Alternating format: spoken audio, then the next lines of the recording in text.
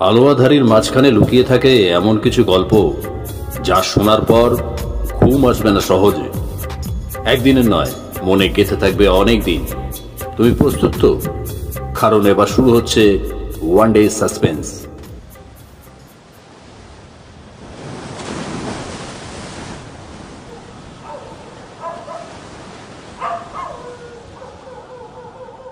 চাঁদের আলোয় ভেসে আসা শীতল হাওয়া, তাল গাছের ফাঁকে ফাঁকে ঢুকে পড়া কুয়াশা, আর দূর কোনো গায়ে ছড়িয়ে পড়া এক অদ্ভুত আতঙ্ক। আজ আমরা নিয়ে এসেছি এমন এক গল্প যা ভয় দেখাবে, মনে গেঁথে থাকবে। এই গল্প শুধু ভূতের নয়, এই গল্প বাংলার মাটির গন্ধে ভেজা, লোককথার ছায়ায় মোড়া। এটা গ্রাম বাংলার ভূতের গল্প। শুধু সাহসীরা শুনো, কান খাড়া করে। রাত যত গভীর হবে ততই গা শিউরে উঠবে। তাহলে শুরু হোক এই ভৌতিক যাত্রা।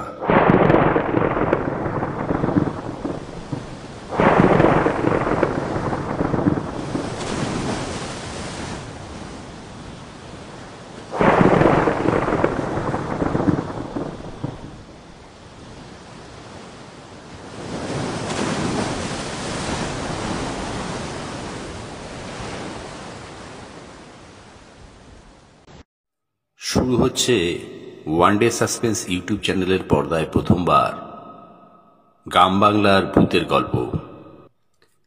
হ্যাঁ, আমাকে ছেড়ে দিন, ছেড়ে দিন আমাকে। আর এখানে কোনোদিন আসবো না, আমি কিছু জানতাম না। একটা ভয়ঙ্কর কণ্ঠ ভেসে এলো শেওড়া গাছের ফাঁক থেকে। পিকে পালাবি? এখানে যে আসে সে কোনো দিন বেঁচে পালাতে পারে না। আমি তাকে কোথাও যেতে দিই না, মনে রাখিস সেটা। লোকটি বারংবার কাকুতি মিনতি করতে থাকে। যেতে দিন, দয়া করে যেতে দিন। কিন্তু তার বলা কথা শেষ হতে না হতেই কেউ তার গলাটা পিছন থেকে শক্ত করে টিপে ধরে। এরপরে তাকে পুকুরে পাকের মধ্যে ডুবিয়ে দেয়। নিঃশ্বাস বন্ধ হয়ে আসতে থাকে তার, কথা বলার অবস্থাতেও থাকেন না তিনি। ধীরে ধীরে দমটা আটকে যায়, আর সাথে সাথে অট্টহাসির শব্দ ভেসে আসতে থাকে। আরেকটা শিকার ধরেছি, এটাকেও শেষ করেছি, এটাকেও।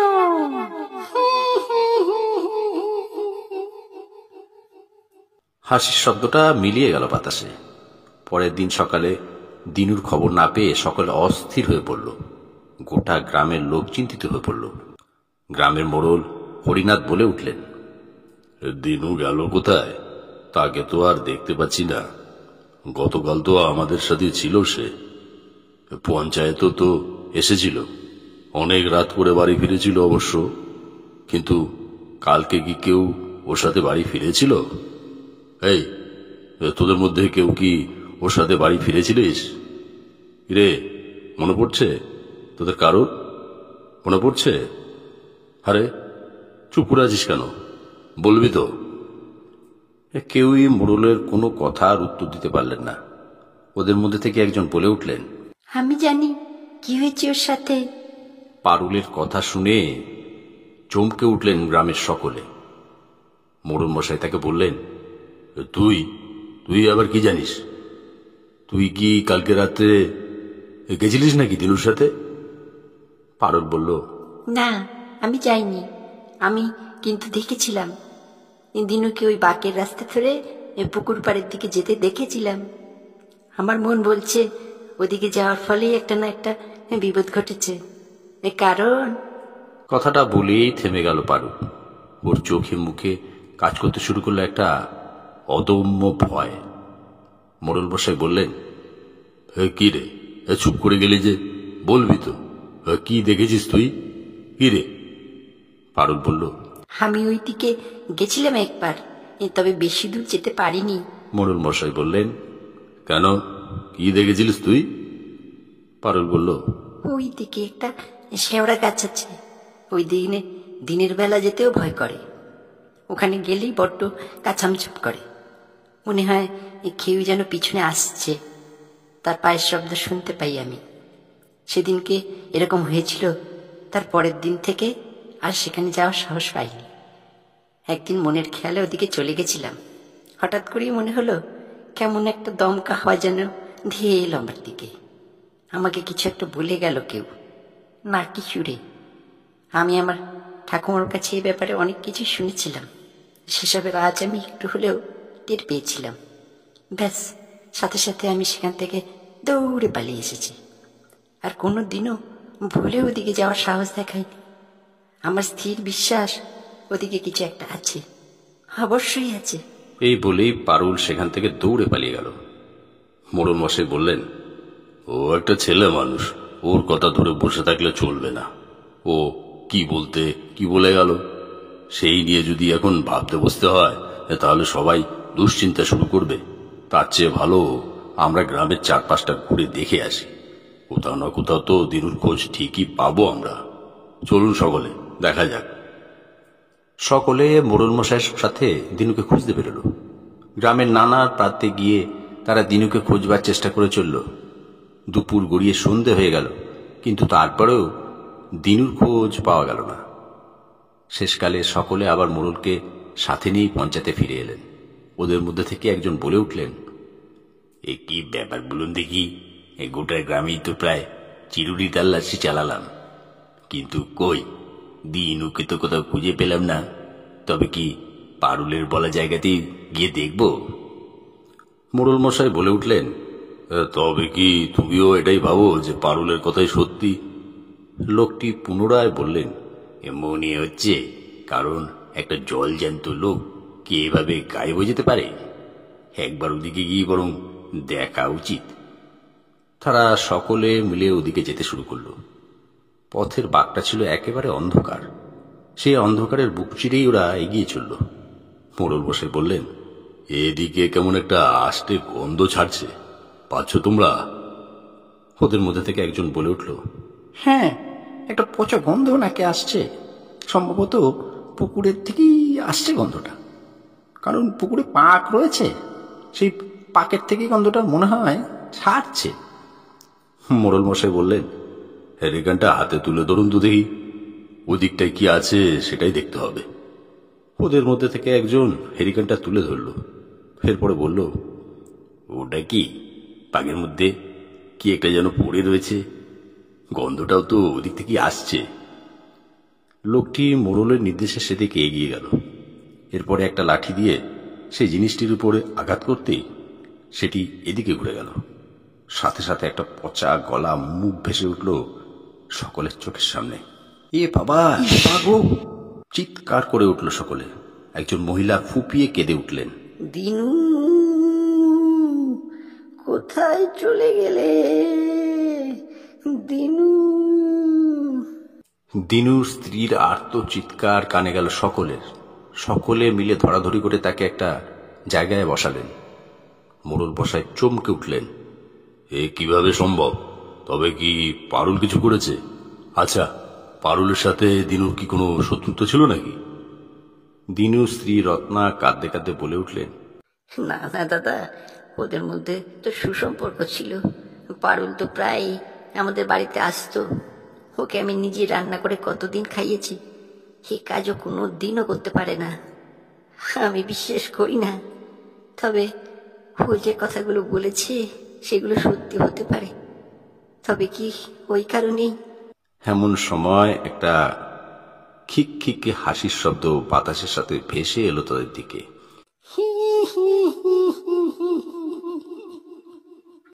গাছের একটা ডাল মড়মড় শব্দ করে পুকুরের জলের মধ্যে পড়তেই সকলের পিলে একেবারে চমকে গেল। মোড়ল বললেন, ওই হাসির শব্দটা শুনতে পেলাম যে, ওটা তো মিথ্যে হতে পারে না। গ্রামের লোকেরা সমবেতভাবে বলে উঠলেন। এরপরে এদের মধ্যে থেকে একজন বললেন, একদিনের বাসি লাশ, তারপরে আবার অপঘাতে মৃত্যু। কে মেরেছে, কিভাবে মরেছে দিনু, এইসব নিয়ে ভাবতে বসলে দোষ লেগে যাবে। এমনিতেই একদিনের বেশি লাশকে ফেলে রাখতে নেই। তার শরীরের মধ্যে পেট ভর করে, তারপরে আবার দিনু কোনো না কোনো অপশক্তির হাতেই মরেছে। কারণ এই মৃত্যু কোনো সাধারণ মৃত্যু হতে পারে না। মোড়ল মশাই বললেন, এসব কথা এখন থাক, আগের কাজ আগে করতে হবে। দিনুর দেহটাকে শ্মশানের দিকে নিয়ে যেতে হবে। নাও, ওর দেহটাকে পাকের থেকে বার করো, আমি শ্মশানে নিয়ে যাওয়ার বন্দোবস্ত করছি। মোড়ল মশাই একটি খাটিয়ার ব্যবস্থা করলেন। সকলে ধরে ধরে দিনুর দেহটিকে পাকের থেকে তুলে খাটে শুয়ে দিল। এরপর সমস্বরে ধ্বনি দিতে দিতে মৃতদেহটিকে নিয়ে তারা শ্মশানের দিকে এগিয়ে চললেন। দিনুর স্ত্রী হা হুতাশ করে কেঁদেই চলল। দিনুর বৃদ্ধা মা এগিয়ে এসে পালুলকে নিজের সাথে করে ঘরে নিয়ে গেলেন। চল মা চল, যা ঘটার তা তো ঘটেই গেছে, এখন আর কি দেখি হবে? লোকটা তো আর ফিরে আসবে না। এখন ঘরে চল মা, আমারও তো একটাই সন্তান ছিল, আর কে ছিল বল? এখন ঘরে চল মা, ঘরে চল। বৃদ্ধা চোখের জল ফেলতে লাগলেন। পারুলকে সাথে নিয়ে কুড়ে ঘরের দিকে এগিয়ে যেতে লাগলেন। এমন সময় হঠাৎ করে মেঘটা ডেকে উঠল, জুড়ে জুড়ে বিদ্যুৎ চমকে উঠল। সেই সাথে গ্রামের লোকেরা সমস্বরে ধ্বনি দিতে দিতে শ্মশানের দিকে নিয়ে যেতে লাগলেন মৃতদেহটিকে। মোড়ল মশাই বললেন, খাটিয়াটাকে শক্ত করে ধর।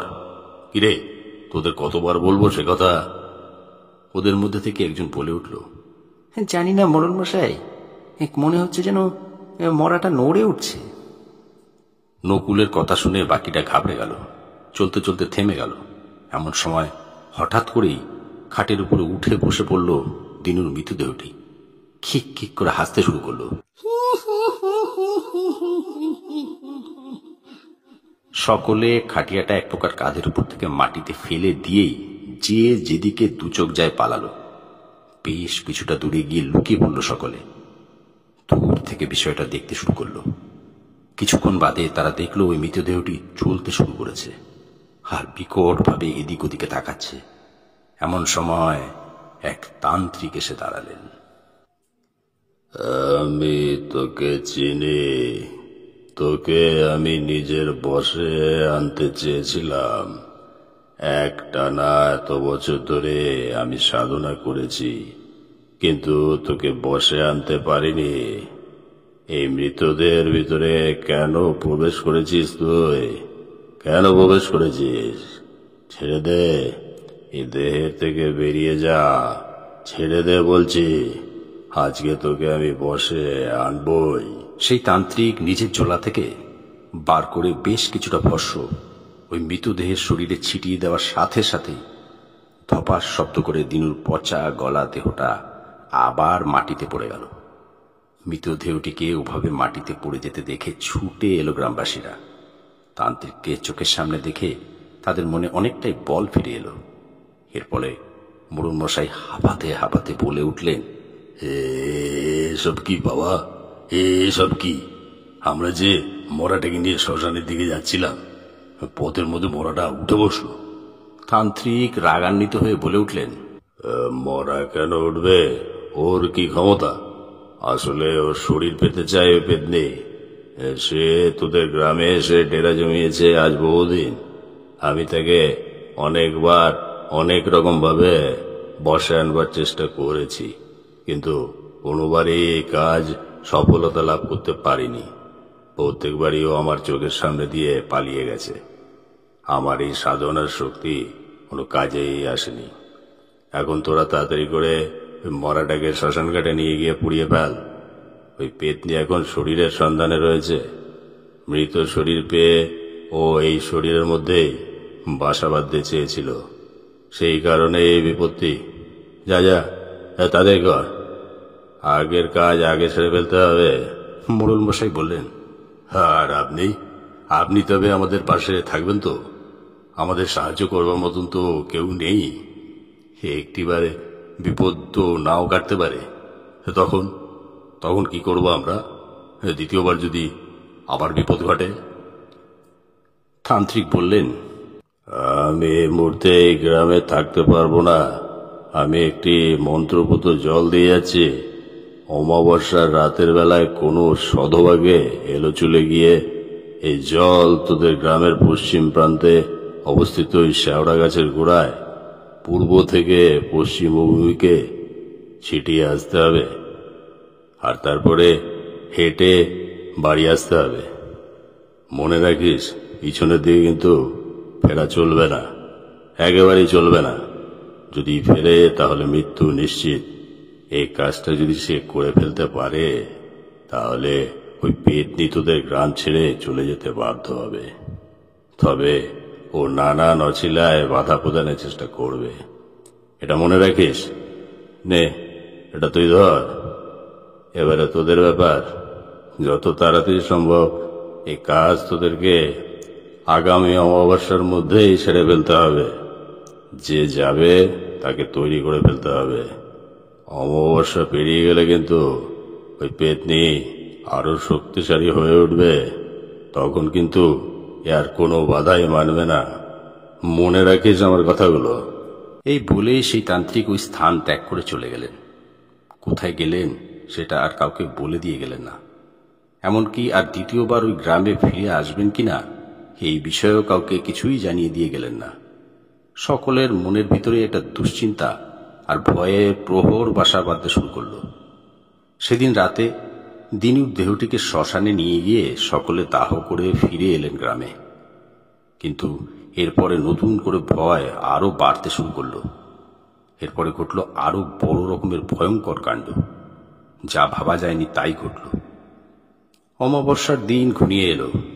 সেদিন সকালবেলা থেকে গ্রামের মধ্যে ওই ঘটনাটিকে কেন্দ্র করে তোড়জোড় শুরু হয়ে গেছিল। মোড়ল মশাই সকলকে ডেকে পাঠালেন। সকলেই পঞ্চায়েত এসে হাজিরা দিল। তিনি বললেন, অনেক ভেবেচিন্তে আর গ্রামবাসীদের সাথে কথাবার্তা বলে আমি এই সিদ্ধান্তে উপনীত হতে পেরেছি যে আমাদের মধ্যে থেকে একজন এই কাজ করতে সক্ষম। সেই নারী সাহসী হওয়ার পাশাপাশি এই কাজ করতে ইচ্ছুক। হ্যাঁ, একজন প্রশ্ন করল, কে তিনি?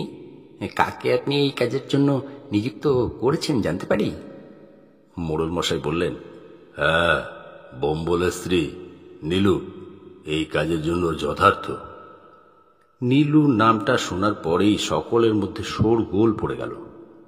ভোম্বল সেখানে উপস্থিত ছিল। সে বলে উঠল, নীলু? না না, ইয়ে আপনার কেমন সিদ্ধান্ত মোড়ল মশাই? নীলুর যদি কিছু হয়ে যায়? মাত্র 6 মাস হলো আমি বিয়ে করেছি। এরই মধ্যে এত বড় একটা ঝুঁকির কাজে আমি ওকে কিভাবে ঠেলে দিতে পারি? তাও যদি আমি তার সঙ্গে থাকতে পারতাম, কিন্তু সেটাও তো হবে না। আমি তো তার সাথে থাকতেও পারবো না। সমস্তটা নীলুকে একাই করতে হবে। এরই মধ্যে যদি চূড়ান্ত বিপদ ঘটে তখন তাকে কে দেখবে? মোড়ল মশাই বলে উঠলেন, বিপদের আশঙ্কা তো থাকবেই ভম্বল, কিন্তু তার মধ্যেই এই কাজ তো করতেই হবে। এই কাজের দায়িত্ব তো যার তার উপরে ছেড়ে দেওয়া যাবে না। কাজটা করতে পারবে এমন কোনো ব্যক্তির হাতেই সেটিকে সঁপে দিতে হবে। আর আমার কেন, সকলের দৃষ্টিতে নীলু ছাড়া কেই বা এই কাজের জন্য উপযুক্ত হবে বলতে পারো? ভম্বল কান্নায় কেঁদে পড়ল। মোড়লের সিদ্ধান্তের উপর ছুরি ঘোরানোর মতো সাহস তার ছিল না। তাছাড়া গ্রামবাসীদের কল্যাণের কথা ভেবেই তাকে এই বিষ গিলে নিতে হলো। নীলুকে প্রস্তুত করা হলো। তাকে লাল বর্ণের একটি শাড়ি পরিয়ে, সিঁথিতে সিঁদুর দিয়ে, পায়ে লাল আলতা পরিয়ে, গলায় রজনীগন্ধার মালা পরানো হলো। এলো চুলে সুগন্ধি দেওয়া হলো, কারণ সুগন্ধি প্রেতদেরকে আকর্ষিত করে থাকে। প্রেতেরা রাতের অন্ধকারে সুগন্ধির গন্ধ পেলে সেদিকে ছুটে আসে। কোনো ফাঁকা স্থানে সুগন্ধি ছড়িয়ে যদি কেউ সেই রাস্তা ধরে হেঁটে যায়, তবে সে তার পিছনে ঠিকই কারোর উপস্থিতি টের পায়।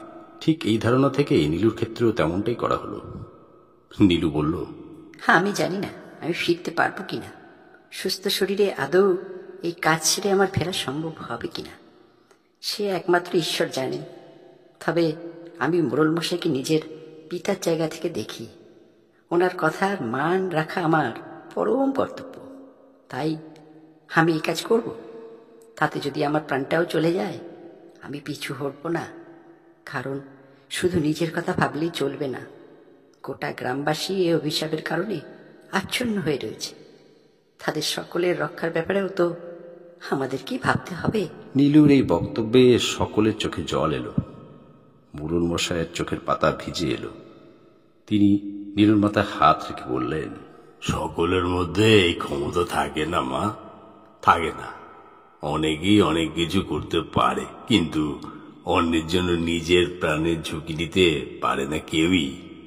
যে পারে সে স্বয়ং ঈশ্বরের সন্তান ছাড়া আর কিছু নয়। তুই যে আমাদের জন্য এত বড় ঝুঁকি মাথায় তুলে নিয়েছিস, তার জন্য আমরা সকলে তোকে আশীর্বাদ করছি। তুই এই কাজে সফল হয়ে ফিরে আয় মা। এই গ্রামকে অভিশাপ মুক্ত কর, ওই পেতনির কবল থেকে উদ্ধার কর আমাদেরকে। তবে একটা কথা মা, এটা কিন্তু তোকে খুব ভালো করে স্মরণ রাখতে হবে। নীলু জিজ্ঞাসা করল, কি কথা মোড়ল মশাই? মোড়ল বললেন, ফেরবার সময় কিন্তু আর পিছনের দিকে ফিরে তাকাবি না, খবরদার না। ওই আত্মা কিন্তু ছলনাময়ী। যে ছলনা করবেই সে তোকে নিজের দিকে আকর্ষণ করবার পূর্ণ চেষ্টা করেই চলবে। এমনকি যে কোনো প্রিয়জনের বেশ ধরেও কিন্তু সে তোর সামনে এসে দাঁড়াতে পারে। কিন্তু তোকে সবটা পরখ করে দেখতে হবে, কিছুতেই বিশ্বাস করবি না। কারণ এটা মনে রাখবি, ওই সময় গ্রামের কেউই সেখানে যাবে না, আর গেলেও তোকে কোনোদিনও পিছন থেকে ডাকবে না। একবার পিছনে ফিরলে কিন্তু সর্বনাশ হয়ে যাবে বলে দিলাম। মোড়লের এই কথা শুনে সকলের কপালে বিন্দু বিন্দু ঘাম জড়ো হলো। নীলু ফের জিজ্ঞাসা করল, কি সর্বনাশ হবে মোড়ল মশাই? সেটা কি আপনি আজ করতে পেরেছেন? মোড়ল মশাই অনেক ভেবে বললেন, পেদিনীর সাথে লড়াই করা কোনো সাধারণ ব্যাপার নয়। কোনো সাধারণ মানুষকে যুদ্ধে পরাস্ত করা সহজ হলেও প্রেতের মানসিকতা পড়তে পারার কাজ একেবারেই সহজ নয়, সেটা মনে রাখিস। আমরা 2 পা এগোনোর আগেই সে 10 পা এগিয়ে থাকে। তাই সে 10 পা এগিয়ে গিয়ে পিছনের দিকে তাকিয়ে আমাদের পদক্ষেপের দিকে খুব সহজেই নজর রাখতে পারে। অর্থাৎ তুই যে আজকে আমাদের উদ্দেশ্যে এই বিশেষ কার্যসিদ্ধি করতে যাচ্ছিস, সেই ব্যাপারে সে হয়তো আগেই টের পেয়ে গিয়েছে এবং সেইভাবেই নিজের ছক কষে ফেলেছে। কিভাবে তোকে বিপদে ফেলতে হবে এটা তার কাছে জল ভাতের সমান। আজকে তোকে এমন সধবার বেশে, নতুন বউয়ের বেশে সাজিয়ে পাঠানোর একটি কারণ। নীলু বলল, কি কারণ মোড়ল মশাই? মোড়ল বললেন, সধবার বেশ ধারণ করা কোনো নারীকে অমাবস্যার রাতে এলো চুলে সুগন্ধি মেঘে যেতে দেখলে পেতিনীরা আকৃষ্ট হয়। তোর প্রতি সে আকৃষ্ট না হলে তোর কর্মের ফল তুই পাবি না। তোকে ওই মন্ত্রপুত জলটা শেওড়া গাছের চারপাশে ছিটিয়ে দিয়ে চলে আসতে হবে। আর তোর গায়ে থাকা সুগন্ধি ওই পেতিনীকে আকৃষ্ট করবে। এমত অবস্থায় ভুলেও তুই কিন্তু পিছনের দিকে ফিরে তাকাবি না, তাহলে অনর্থ হয়ে যাবে। কারণ ওই সুগন্ধি এমনিতেই তাকে আকৃষ্ট করবার পরে এসে তোর পিছু করতে থাকবে। আর বলা যায় না, তোর উপরেই বাসা বাঁধার চেষ্টা করলো হয়তো। তখন কি করবি তুই? সকলের মনের মধ্যে একটা ভয় আর আশঙ্কার মেঘ দানা বেঁধেছিল, কিন্তু এর ফল যে এতটা মারাত্মক হতে পারে সেটা কেউই ধারণা করে উঠতে পারেনি। নীলুর মনের মধ্যে ভয়ের পারদটা যেন আরো বৃদ্ধি পেল। সে এক ঝলক তার স্বামীর মুখের দিকে তাকিয়ে চোখের কোণে জমাট বাঁধা জলটা মুছে নিল। এরপর মনে সাহস সঞ্চয় করে বলে উঠল, পরিস্থিতি যাই হোক না কেন, বিপদ তো বলে আসবে না।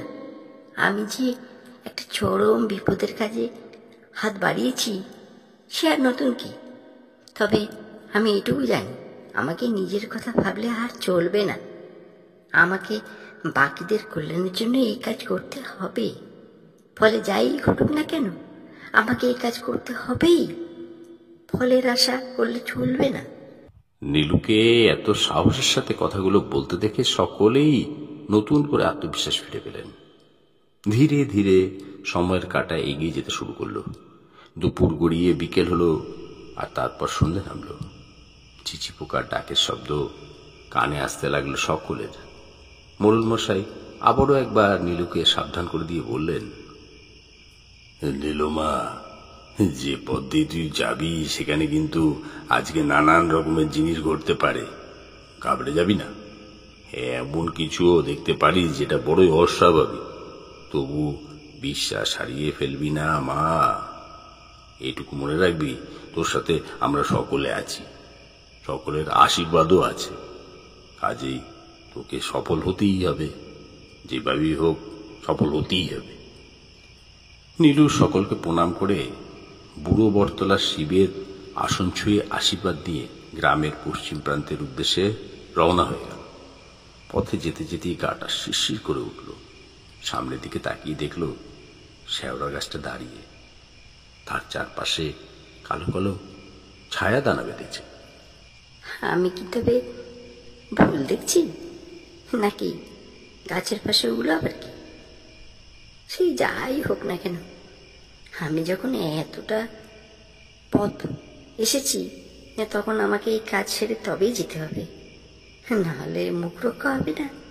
এই বলেই নীলু সামনের দিকে এগোতে শুরু করলো। এমন সময় আকাশে মেঘটা গর্জন করল। সেই সঙ্গে বারে বারে বিদ্যুতের ঝলক চোখের সামনেটা ঝাপসা করে দিতে লাগলো।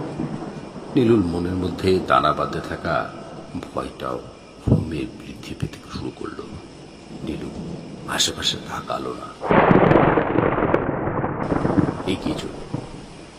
বাজের গর্জন কানে আসবার সাথে সাথেই আবারও মনে হলো কেউ যেন তার পিছু করছে। নুপুরের শব্দটা স্পষ্ট শুনতে পেল সে। পরিষ্কার মনে হচ্ছে কেউ যেন আসছে, সেদিকেই এগিয়ে আসছে। কিন্তু কই, আমি তো কাউকে দেখতে পাচ্ছি না। তবে আবারও এগিয়ে চলল নীলু। শেওড়া গাছের সামনেটায় পৌঁছতেই একটা দমকা হাওয়া এসে লাগলো তার শরীরে। মনে হলো এই জন্য তাকে ঠেলা বেড়ে ফেলে দিতে চাইছে। আর তার সাথেই অট্টহাসি টেস্টটা ক্রমে বৃদ্ধি পেল।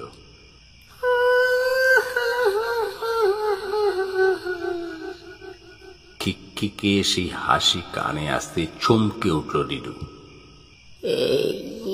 আবার কি? এই হাসির শব্দ আবার কোথা থেকে ভেসে আসছে? কে কে কে কে কে আছে এখানে? কে আছে? কিন্তু কেউ তার কথা কোনো জবাব দিল না। পাল্টা হাসি হাসতে শুরু করলো। আবারও বিকট ভাবে হাসতে শুরু করলো।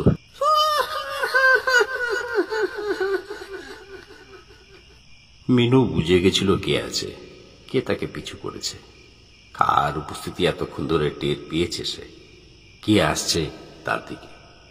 সে কোনো দিকে না তাকিয়ে শেওড়া গাছটিকে লক্ষ্য করে সেদিকে এগিয়ে চলল। এরপরে গাছের চারিপাশে ঘুরে ঘুরে লাল রঙের একটি ধাগাকে বাঁধতে শুরু করলো। সাথে এক বিশেষ মন্ত্র পাঠ করতে শুরু করলো। ওম ক্লিম শিমি হং ফট ফুট সাহা, ওম হিম মে হং ক্লিহ কুং ফট সাহা। এই মন্ত্র পাঠের সাথে সাথেই সে তার হাতে থাকা তান্ত্রিকের দেওয়া সেই মন্ত্রপুত জলটুকুকেও শেওড়া গাছের চারিপাশে ছিটিয়ে দিল। এরপরে নিজের কাজ ছেড়ে আবারও গ্রামের দিকে এগিয়ে যেতে শুরু করলো। বারংবার মোড়লের বলা কথাগুলোকে স্মরণ করতে লাগলো সে। খবরদার নিল, কাজ ছেড়ে ফিরে আসবার সময় কিন্তু পিছনের দিকে তাকাবি না, একেবারেই তাকাবি না। ওই কথাগুলো কানে বাজতে শুরু করলো নীলুর, কিন্তু এমন সময় একটা ডাক কানে আসতেই থমকে দাঁড়িয়ে পড়ল সে। নীলু, মা আমার, এই নীলু, তুই তো আমাকে দেখতেও এলি না। আমি যে কতবার করে আসতে বললাম, নিজের বাবাই তোর কাছে সব হলো রে মা। আমি কেউ না, আমি যে তোকে জন্ম দিয়েছি রে, তুই সব ভুলে গেলি। নীলুর পা কাঁপতে শুরু করলো, পিছনের দিকে তাকানোর সাহস হলো না, কিন্তু সে স্পষ্ট চিনতে পারলো সেই ডাকটিকে। কি করে সম্ভব? কি করে আমার মা এখানে আসবে? কি করে? আমার মা তো মারা গেছে আজকে 7 বছর হয়ে গেছে। মা এখানে এলো কিভাবে? এই যে পুরোপুরি আমার মায়ের গলার স্বর, পুরোপুরি আমার মায়ের ডাক। এইভাবে তো আমার মা আমাকে ডাকতেন, এইভাবে তো, এই সুরে তো কথা বলতেন। না না, এগুলো নিশ্চয়ই সবই পেতনির ছলনা। না, আমি কিছুতেই পিছনের দিকে ফিরে তাকাবো না। নীলু কথাগুলো ভাবতে ভাবতেই জোরে চিৎকার করে বলে উঠল, তুমি আমার মা হতে পারো না। আমার মায়ের মৃত্যু হয়েছে অনেক দিন হলো, সে কোনোভাবেই ফিরে আসতে পারে না, কোনোভাবেই না।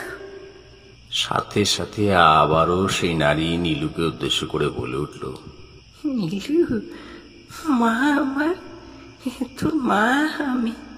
তোর ডান পায়ের তলায় একটা তিল আছে, এটাও কি পেতনি জানবে বলতো মা? কোনোদিনও জানতে পারে না, একমাত্র তোর মাই এটা বলতে পারবে। পেতনির কি আর কত ক্ষমতা আছে যে তোর সব কথা সে জানবে? পেতনি তো প্রেতিনি, সে তো শুধুই ভয় দেখাতে পারে। সে কি ভালোবাসা দেখাতে পারে? পারে না রে মা। একটিবার আমার দিকে ফিরে তাকা মা। এই দেখ, আমি তোর অপেক্ষাতে দাঁড়িয়ে আছি, তোকে বুকে টেনে নেওয়ার জন্যই তো এখানে এসেছি রে মা।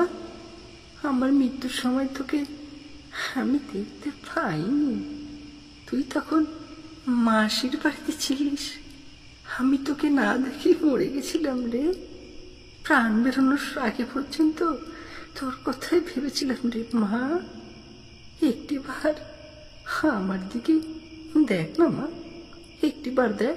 নীলু, নীলু রে মা আমার। এবারে ডাকটা যেন একেবারে পিছনের দিক থেকে আসছে মনে হলো নীলুর।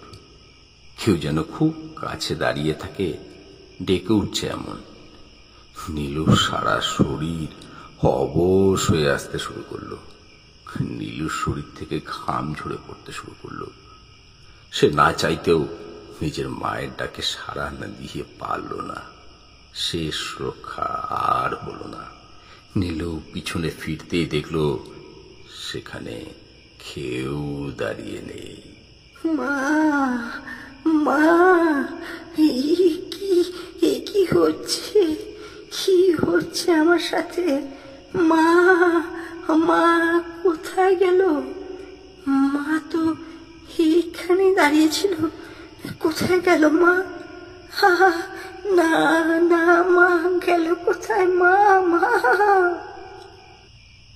এমন সময় ঝড়ের গতিতে তার চোখের সামনে এসে দাঁড়ালো এক ভয়ঙ্করী, যার শরীরে রয়েছে লাল বর্ণের একটি শাড়ি, এলো চুল আকাশে উঠছে, পায়ের পাতা দুটো উল্টানো রয়েছে, যার ঠোঁটের পাশ ঘেঁষে তাজা রক্ত গড়িয়ে পড়ছে। কি রে নীলু, আমার কাছে আসবি না? আমি তোর মা, মরে গেছি। এখন আমাকে মায়ের মতো দেখতে নেই বলে ভয় পাচ্ছিস? ভয় পাস না মা, ভয় পাস না। সেই বিভৎস চেহারাটি দেখে নীলুর দম আটকে আসলো। সে ভুলেই গেল যে পিছনের দিকে তাকাতে নিষেধ করে দেওয়া হয়েছিল তাকে। সে প্রাণপণে সব ফেলে গ্রামের অভিমুখে দৌড়তে শুরু করলো। কিছু দূরে যাওয়ার পরেই তার সামনে এসে দাঁড়ালো সেই প্রেতিনী। এরপরে এক লাফে ধোঁয়াশায় রূপান্তরিত হয়ে গেল, আর সেই ধোঁয়া পিছু করতে শুরু করলো নীলুর। এমন সময় হোঁচট লেগে একটি স্থানে হুমড়ি খেয়ে পড়ে গেল নীলু, আর সাথে সাথে সেই ধোঁয়াশা আর মুখের মধ্যে দিয়ে তার শরীরে ভিতরে প্রবেশ করে গেল। এক নিমেষে মনে হলো নীলুর দমটা বোধহয় আটকে আসছে, কিন্তু কিছু বোঝার আগেই নীলুর শ্বাস রুদ্ধ হয়ে গেল। জ্ঞান হারিয়ে ফেলল সে, কিন্তু কয়েক সেকেন্ডের ব্যবধানেই হাওয়ার চোখটা খুলে গেল নীলু। মনে হলো সে যেন আর সে নেই। তার শরীরের মধ্যে জমা হয়েছে এক প্রবল আসুরিক শক্তি। সে একটি পাথরকেও ধাক্কা মেরে সরিয়ে ফেলতে পারে। প্রবল বাহুবল অনুভব করল সে। আবারও উঠে দাঁড়ালো নীলু। তার এলো চুলগুলো হাওয়ায় উঠতে শুরু করলো। বিকট ভাবে দুহাত আকাশের দিকে তুলে হাসতে শুরু করলো নীলু।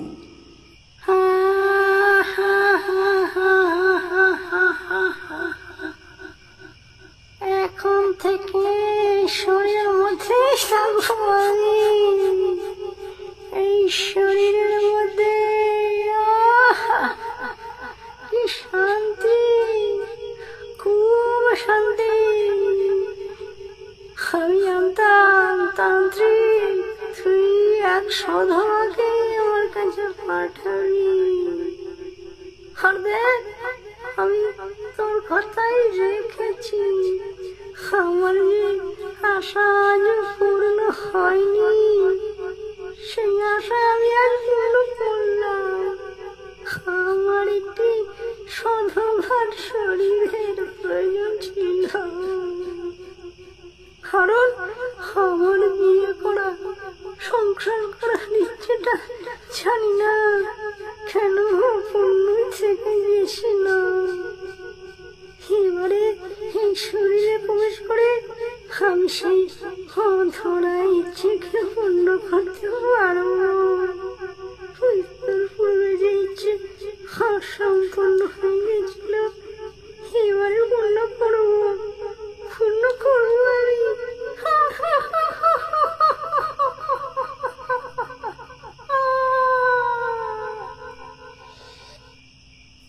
নীলুর রূপ একেবারে বদলে গেছিল। সে ওই বেশেই গ্রামে ফিরে এলো, কিন্তু ফিরে আসবার পরে সে কাউকে বুঝতে দিল না কিচ্ছু। সকলে ভাবলেন সব কাজ ঠিকঠাক ভাবে মিটিয়েই নীলু ফিরে এসেছে। এরপরে নীলুর স্বামী ভম্বল তাকে সকলের সামনে জড়িয়ে ধরল, বলল, আমার স্ত্রী সত্যি গুণবতী, সাহসী। এমন স্ত্রী পেয়ে আমি ধন্য হয়ে গেছি।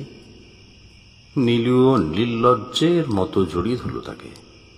সকলের মাঝে নীলুকে প্রথমবার এই ধরনের আচরণ করতে দেখে সকলেই বেশ ঘাবড়ে গেল। যে মানুষটা খুবই লাজুক ছিল, সেই মানুষটা যে কিভাবে এতটা সাহস সঞ্চয় করে ফেলতে পারে, এটা দেখেই সকলে অবাক হয়ে গেল। তবে এই নিয়ে বিশেষ কেউই সেভাবে মাথা ঘামাতে চাইল না।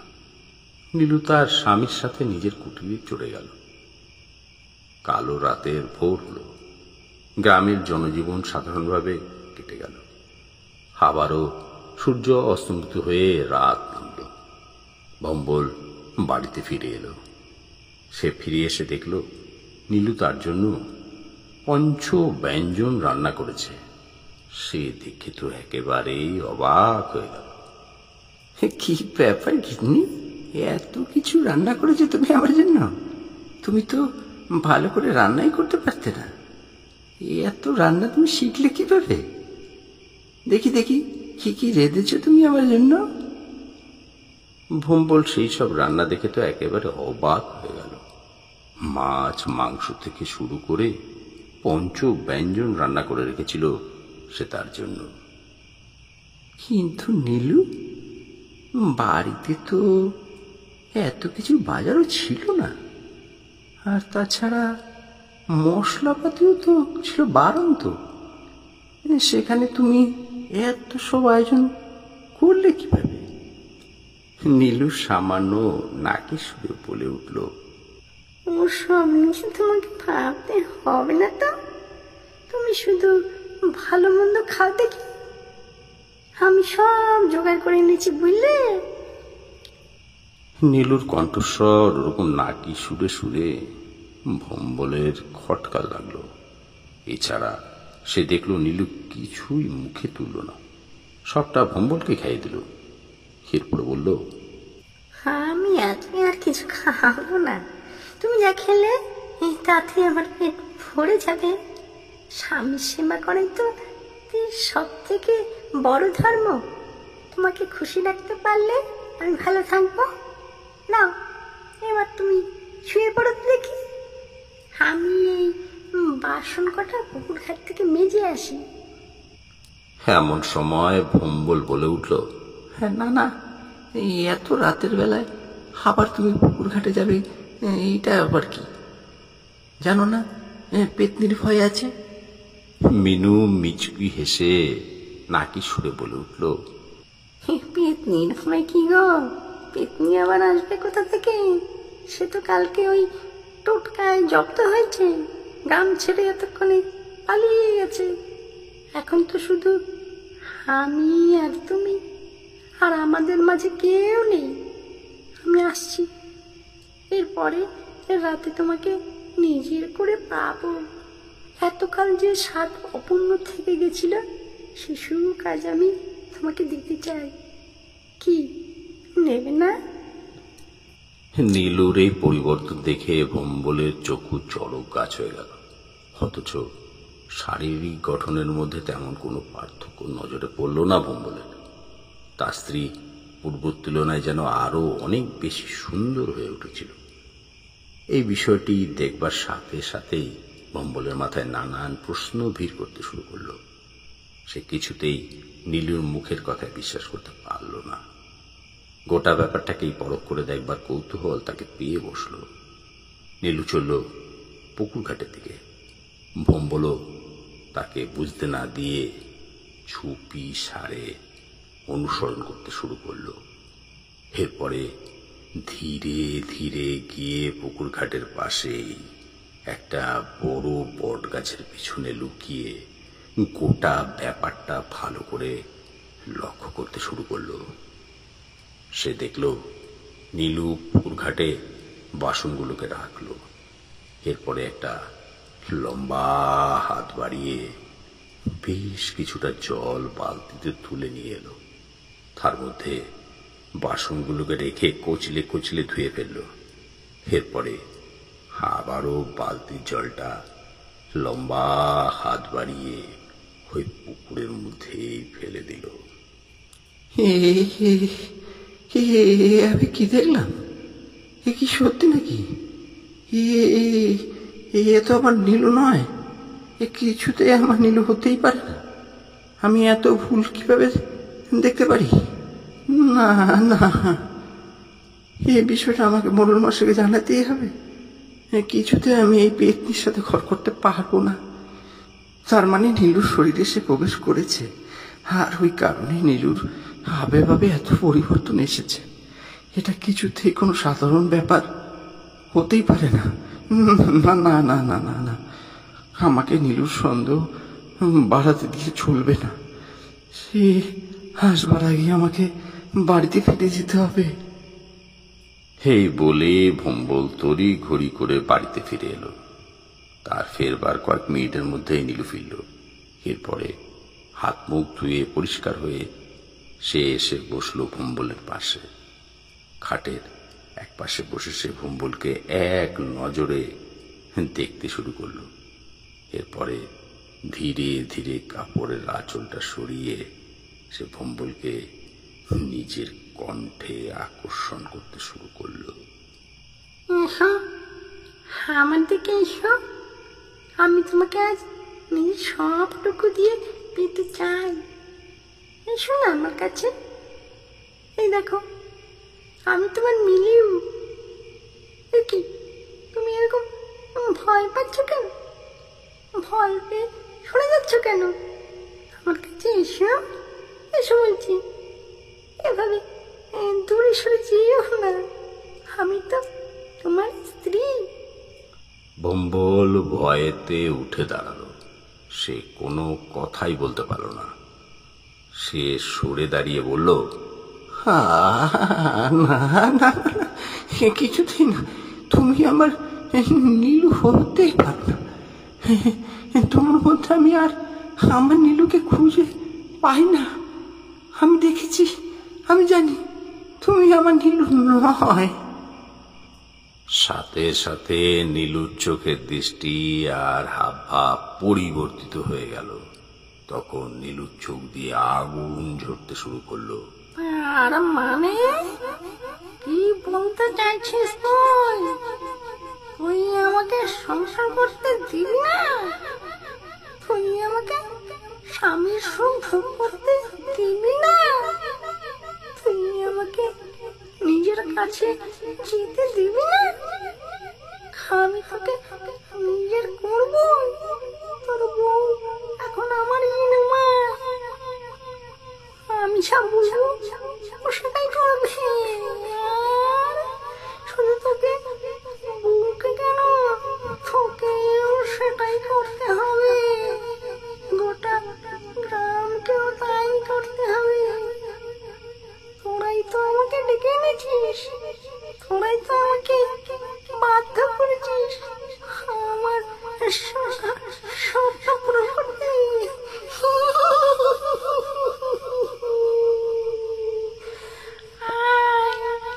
বলছি আমার কাছে, না হলে কিন্তু আমি ঝালিয়ে পড়িয়ে সব কিছু শেষ করে দেব। ভম্বল নিজের স্ত্রীর সেই বিভৎস রূপ দেখে ওখানে আর দাঁড়িয়ে থাকতে পারল না। সাথে সাথে ওই স্থান ত্যাগ করে ঘরের দরজাখানা খুলে দৌড়তে শুরু করলো।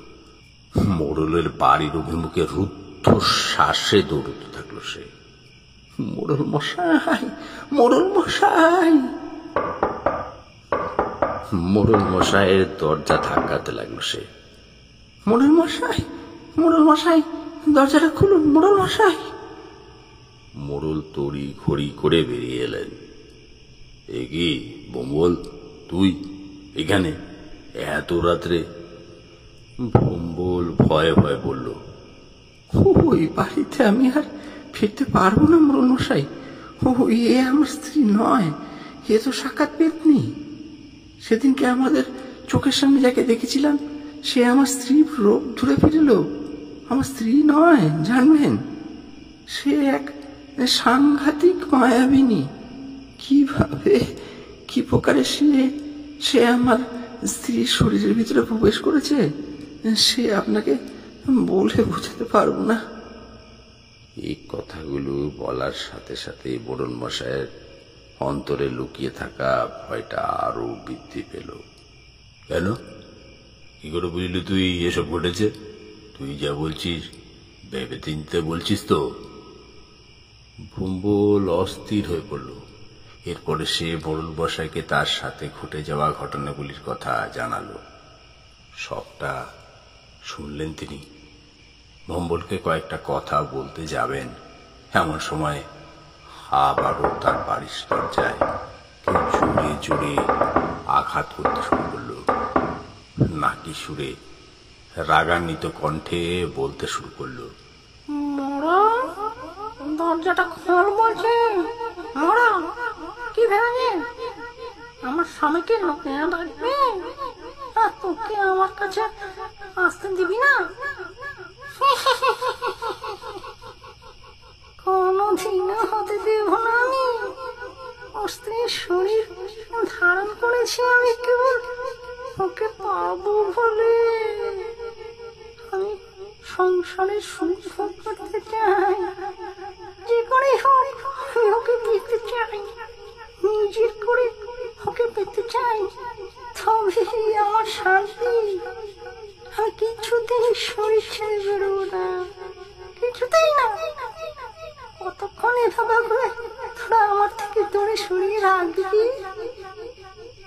ভালোই ভালো ওকে বেরিয়ে আসতে দে, না হলে কিন্তু আজকে গায়ে লাশ পড়বে।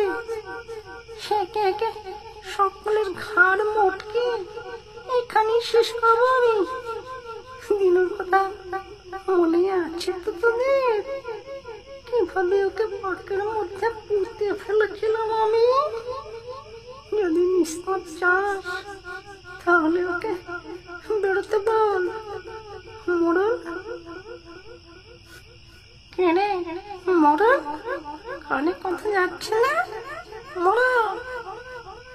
মোড়ল মশাই কোনো কথা বলতে পারলেন না। তিনি কেবল ঘরের ভিতর সে দিয়ে ঠক ঠক করে কাঁপতে থাকলেন। ওদিকে ভম্বল সাহস সঞ্চয় করে বলে উঠল, না, আমি কিছুতেই তোর কাছে নিজেকে সঁপে দেব না। তুই আমার স্ত্রী নস, তুই কেবল আমাকে ভোগ করতে চাইছিস। ছেড়ে দে, ছেড়ে দে বলছি আমার স্ত্রীকে। বিকট ভাবে হেসে উঠল সেই প্রেতিনী।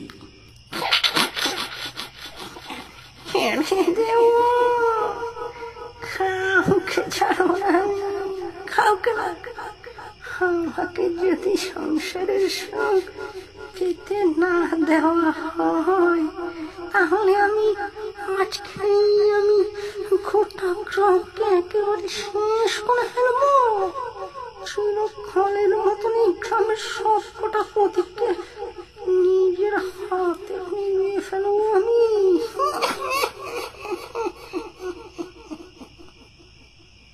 দেখি কে আমাকে আটকাতে পারে, আর মধ্যে কত দম আছে। এরপরই দরজা ধাক্কানোর শব্দটা বন্ধ হয়ে গেল। মোড়ল মশাই বললেন, খবরদার না, এখন বাড়ির বাইরে বেরোনো নেই। নীলু ওর নিজের মধ্যে নেই, ওর উপরে ভর করে রয়েছে এক ভয়ঙ্কর আত্মা। আজকে রাতটা এখানেই কাটাতে হবে আমাদেরকে। আগামীকাল ভোরে বেরোবো, তবে যত তাড়াতাড়ি সম্ভব ওই তান্ত্রিক বাবাকে জানাতে হবে। ভম্বল বলল, কিন্তু কিভাবে জানাবেন মশাই? তিনি তো এই গ্রামেই নেই। তিনি তো আমাদেরকে এই কাজ করতে বলে চলে গেছিলেন, আর কবে আসবেন সেটাও জানিয়ে যাননি। মোড়ল মশাই প্রত্যুত্তরে জানালেন, তার আশায় পথের দিকে তাকিয়ে বসে থাকলে চলবে না ভম্বল, কিছু একটা করতেই হবে। যত তাড়াতাড়ি সম্ভব এর থেকে রেহাই লাভের ব্যবস্থা করতে হবে, তবেই একটা সুরা সম্ভব। কিন্তু নীলু তো ঠিকঠাক কাজ ছেড়েই ফিরে এসেছিল, তবে এইসব অঘটন ঘটল কিভাবে? তাহলে কি ও এবার পথে পিছন ফিরেছিল? সেই থেকে কি তবে এই বিপত্তি? সর্বনাশ! একমাত্র তান্ত্রিক বাবা ব্যতীত কেউই এই বিষয়ে কোনো কথা জানাতে পারবেন না।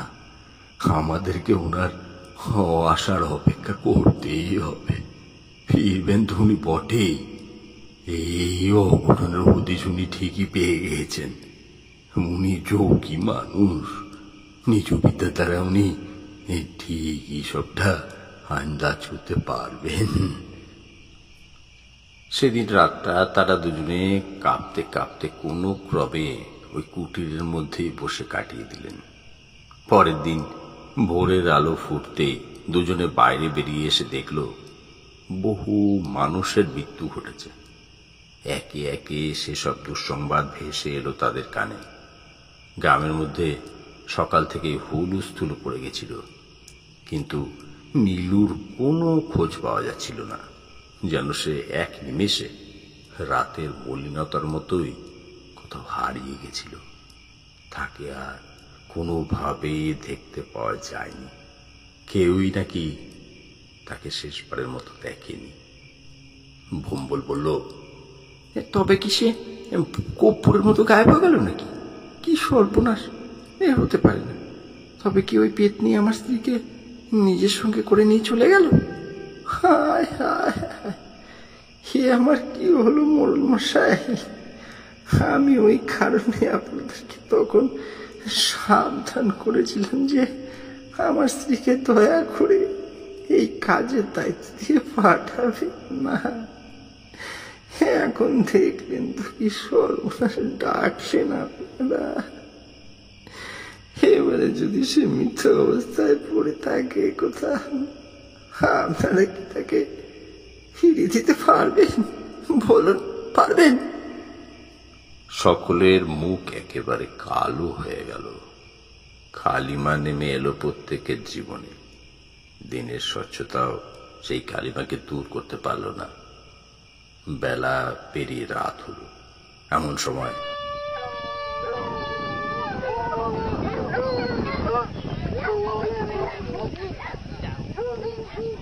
শিয়ালের আর্তনাদ ভেসে আসলো দূরের জঙ্গল থেকে। একজন নদীর মধ্যে থেকে বলে উঠল, ওই যে সে আসছে। আমার মন বলছে মোড়ল মশাই, ওই পেতে এবারে শিকারে বেরিয়েছে। আমাদের বাইরে থাকা একেবারে নিরাপদ হবে না। আমি আপনাকে বলছি, দয়া করে সকলে নিজের নিজের বাড়িতে যান, বাইরে থাকবেন না, দয়া করুন। এমন সময় একটা দমকা হওয়া তাদের সামনে দিয়ে দূরে গগনে মিশে গেল। চোখের পলক পড়তে না পড়তেই তারা এক বিভৎস নারী মূর্তিকে আবিষ্কার করলো নিজেদের সামনে।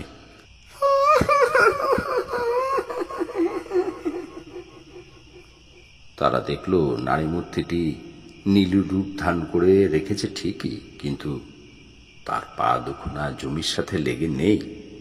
সে হাওয়ায় ভাসমান, আর তার চুলগুলো হাওয়ায় উঠছে। খিলখিলিয়ে হেসে চলেছে সেই নারী, ভয়ঙ্কর দৃষ্টিতে তাকিয়ে রয়েছে তাদের দিকে।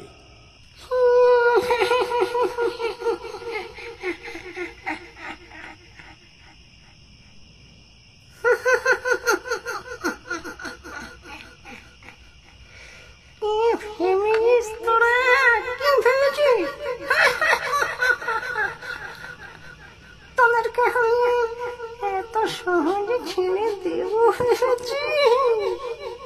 কোনোদিনও না। আজকে তোদেরকে শেষ করবো আমি। শেষ তো তোদের হতেই হবে। সেই প্রেতিনী ওদের উপর আক্রমণ হানাতে যাবে, এমন সময় হঠাৎ করে এক যোগী পুরুষ এসে আবির্ভূত হলো তাদের সামনে। তিনি যেন এই সমস্যার হাত থেকে তাদেরকেই রেহাই প্রদানের উদ্দেশ্যে সেখানে এসে আবির্ভূত হলেন। এমন, কে তুই? কি চাস তুই? ওই লোকটিকে দেখা মাত্রই গ্রামবাসীদের মনে হারিয়ে যাওয়া সাহস আবারও ফিরে এলো। মোড়ল বললেন, এ কি তান্ত্রিক বাবা? আমি তোমাদেরকে বলেছিলাম না, উনি হলেন গিয়ে যোগী পুরুষ। উনি ঠিকই টের পেয়েছেন এই অঘটনের কথাটি। উনি কোনোদিনও আমাদেরকে বিপদের মুখে ফেলে নিশ্চিন্তে থাকতেই পারেন না। এই দেখো, সকলে উনি ফিরে এসেছেন। মোড়ল মশাইয়ের কথা শুনে তান্ত্রিক বললেন, আমি এই প্রহরের অপেক্ষাতেই ছিলাম। আমি জানতাম ও ঠিকই নীলুর শরীরে প্রবেশ করবে। ও নীলুর মৃত মায়ের বেশ ধরে ছলনা করেছিল, আর ঠিক সেই কারণে আবেগ বিহল হয়ে নীলু পিছনের দিকে ফিরে তাকাতে বাধ্য হয়েছিল। আর ঠিক এই বিষয়টির সুযোগ নিয়ে ওই প্রেতিনী, তুই কি ভেবেছিস আমি তোকে বশে আনতে পারবো না? এতকাল ধরে আমি সাধনার দ্বারা যে জ্ঞান অর্জন করেছি, সেটির দ্বারাই আমি তোকে কাবু করতে পারবো। এ কথা মনে রাখিস। তুই আমার কবল থেকে কোথাও পালাতে পারবি না, কিছুতেই না। এই বলে ঝোলার ভিতর থেকে একটা আয়না বের করে সেই পেতনির মুখের সামনে তুলে ধরলেন ওই তান্ত্রিক। নিজের প্রতিবিম্ব ওই আয়নাতে দেখা মাত্রই পেতনির অস্বস্তি হতে শুরু করলো। নীলুর শরীর থেকে বেরিয়ে আসবার জন্য সে ছটপট করতে শুরু করলো। এরপরে নীলুর শরীরটা ত্যাগ করে সে বাইরে বেরিয়ে এলো, আর নীলুর শরীরটা ভূমিতে লুটিয়ে পড়ল। সে পেতনির অন্তরের শক্তি অনেকটাই গ্রাস করে ফেলেছিলেন ওই তান্ত্রিক। নিজের মন্ত্র শক্তি দ্বারা তিনি ওই পেতনিকে জব্দ করবার সমস্ত কৌশল আয়ত্ত করে ফেলেছিলেন। ছেড়ে দে বলছে আমাকে, কেন আমাকে বাধা দিতে চাইছিস? কেন? তুই যদি আজকে রাতের মধ্যে আমাকে শেষ করতে না পারিস তাহলে কি হবে তুইও সেটা জানিস।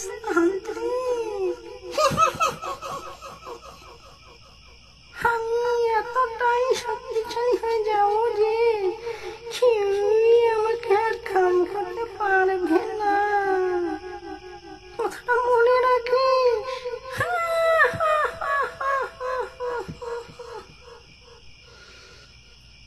তান্ত্রিক বলে উঠলেন, এটা তোর ভুল ধারণা। আমি ঠিকই তোকে কাবু করতে পারবো, আর পারবো বলেই আমি এখানে ছুটে এসেছি। আমি সবটাই আন্দাজ করতে পেরেছিলাম বই কি। এবারে আমি তোকে মন্ত্রপুত বর্ষ ছুড়ে দেব, দেখি তুই কিভাবে এই বর্ষের আক্রমণ থেকে নিজেকে রক্ষা করতে পারিস। কিভাবে? এই বলে তান্ত্রিক বাবা নিজের ঝোলার ভিতর থেকে কিছুটা ভস্য নিয়ে ছুঁড়ে দিলেন ওই পেতনির দিকে। ওই ভস্য পেতনির শরীরকে স্পর্শ করবার সাথে সাথেই অসম্ভব জ্বালা শুরু হলো। চিৎকার করতে শুরু করলো সেই পেতনি। ছেড়ে দে, কষ্ট হচ্ছে আমার, ছেড়ে দে, ছেড়ে দে আমাকে।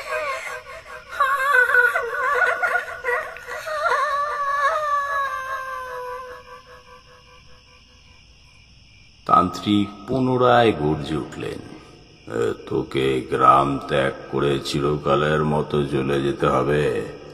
এই গ্রামকে নিজের অভিশাপের কবল থেকে মুক্ত করতে হবে তোকে। মুক্তি দিতে হবে এই সাধারণ মানুষগুলোকে। এতকাল ধরে তুই ওদের নিঃশ্বাস প্রশ্বাসের উপরে কবজা করে বসেছিলিস। এবারে সবকিছু থেকে তোকে মুক্তি দিতে হবে ওদেরকে, সবকিছু থেকে। পেতনি চিৎকার করে উঠল, যন্ত্রণায় কাতর হয়ে পড়ল। বলল, বেশ, ঠিক আছে, ঠিক আছে, তুই যা চাইছিস তান্ত্রিক আমি সেটাই করবো। দয়া করে বর্ষ আর আমার গায়ে ছিটিয়ে দিস না, জলে পুরে শেষ হয়ে যাচ্ছে আমি। আমাকে আর জানাস না, দয়া করে আর জানাস না। তান্ত্রিক বললেন, ঠিক আছে, তুই যে এখান থেকে চিরকালের মতো চলে যাবি সেই প্রমাণ পাবো কিভাবে? কিভাবে বুঝবো তুই চলে গেছিস? কিভাবে? পেতনি বলে উঠল, আমি যখন গ্রাম ছেড়ে চলে যাব তখন গ্রামের পশ্চিম প্রান্তে থাকা ওই শেওড়া গাছের সব থেকে বড় ডালটা ভেঙে পুকুরের জলের মধ্যে আছড়ে পড়বে। সেটার শব্দ শুনতে পারলে আন্দাজ করতে পারবি যে আমি চলে গেছি। আমি কথা দিলাম, আমাকে মুক্তির পথ বলে দে। আমি আর কোনোদিনও এই গায়ের মুখও হব না। তান্ত্রিক বলল, ঠিক আছে, যা, এবারে চলে যা, না হলে কিন্তু।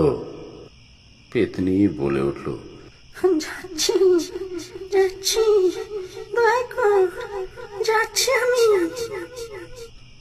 এই বলেই সেই প্রেতিনী ধোঁয়াশায় রূপান্তরিত হয়ে গেল। আর নিমেষে সেই ধোঁয়াশা বায়বীয় স্থল অতিক্রম করে এগিয়ে চলল পুকুরের দিকে। সকলে ধা করল তাকে। পুকুরের কাছে পৌঁছেই সকলে দেখল সেই শেওড়া গাছের সব থেকে বড় ডালটি মর মর শব্দ করে পুকুরের জলের মধ্যে পড়ে গেল।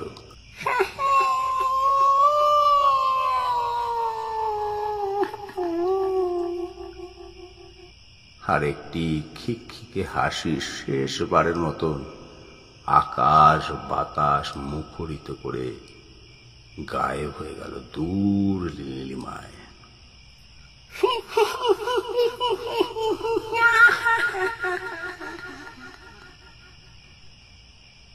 তান্ত্রিক বললেন, এবারে নীলু ওই দূরত্বের প্রভাব মুক্ত হয়ে গেছে।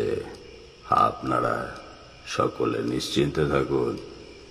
আমি কাজ না করলে কিছুতে ওই পেতিনীকে নিজের জালে জড়াতে পারতাম না। ও যে ছল করে নীলুকে নিজের কবজায় আনবে সে আমি টের পেয়েছিলাম, কিন্তু নীলুর শরীরেও প্রবেশ না করলে আমি কিছুতে আমার অর্জিত মন্ত্র শক্তির দ্বারা ওকে বশে আনতে পারতাম না। তবে ভয়ের কোনো কারণ নেই। আমি ধ্যান যোগে সবটাই আন্দাজ করতে পেরেছিলাম। বাবা ভোলানাথের কৃপায় এখন এই গ্রাম সম্পূর্ণরূপে বিপদ মুক্ত হয়ে গেছে। আপনারা নিশ্চিন্তে বাড়ি ফিরে যান। এই গ্রাম এখন সমস্ত খারাপ শক্তির প্রভাব মুক্ত। ঈশ্বরের কৃপা বলবৎ থাকুক আপনাদের উপরে। এই বলেই সেই তান্ত্রিক বিদায় নিলেন। গ্রাম সম্পূর্ণরূপে কালো শক্তির প্রভাব মুক্ত হয়ে গেল।